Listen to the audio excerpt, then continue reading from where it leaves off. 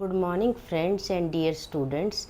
Today we shall come to know about difference between present tense, present continuous and present perfect tense.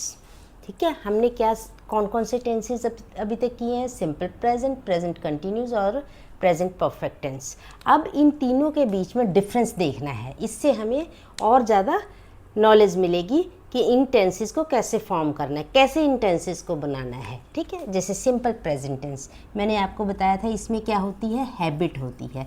जो हम routine में habit होती है वो होती है, जैसे आई प्ले फुटबॉल, मैं फुटबॉल खेलता हूँ. You eat dinner eight 8 PM, तुम कितने बजे खाना खाते हो? 8 बजे खाते हो रात का. शी राइट्स ए नॉवल, वो नॉवल लिखती है.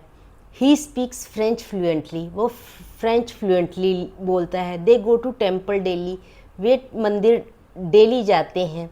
You watch TV in the evening, तुम शाम को TV देखते हो. It rains in the monsoon, monsoon में बारिश होती है. अब हमने प्रेजेंट कॉन्टीन्यूस का, इसमें क्या होता है? जब अभी जो काम हो रहा है, जैसे मैं अभी पढ़ा रही हूँ, आप पढ़ रहे हो. ठीक है, तो इसमें क्या होगा? She is studying, she is studying.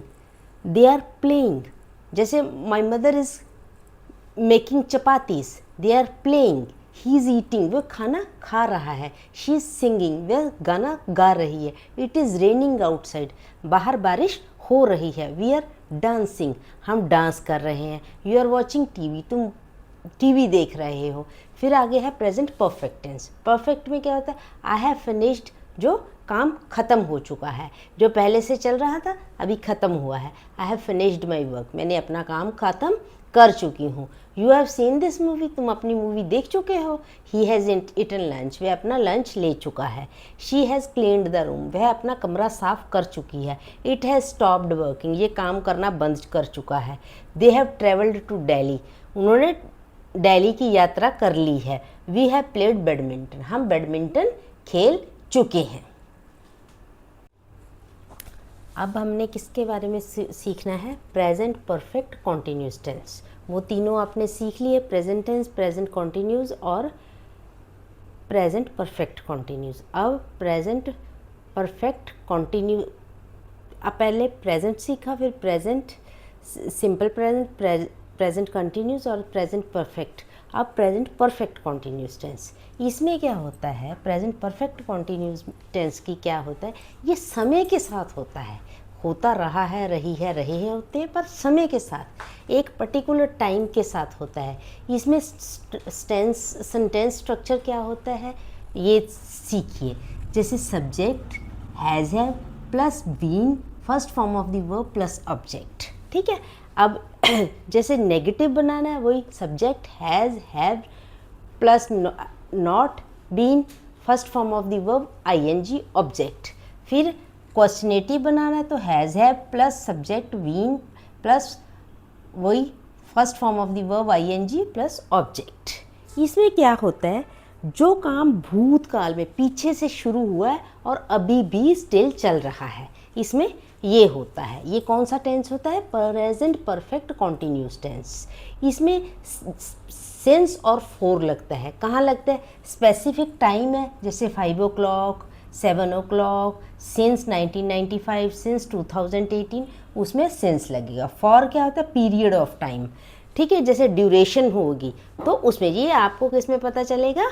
आपको टेंसेस में पता चलेगा. जैसे मैं सुबह से ये काम कर रही हूँ, मैं सुबह से एक स्पेसिफिक टाइम होगा. आई have been doing this work since morning. ठीक है, वह 2 सालों से इंग्लिश पढ़ा रही है. She has been teaching English for 2 years.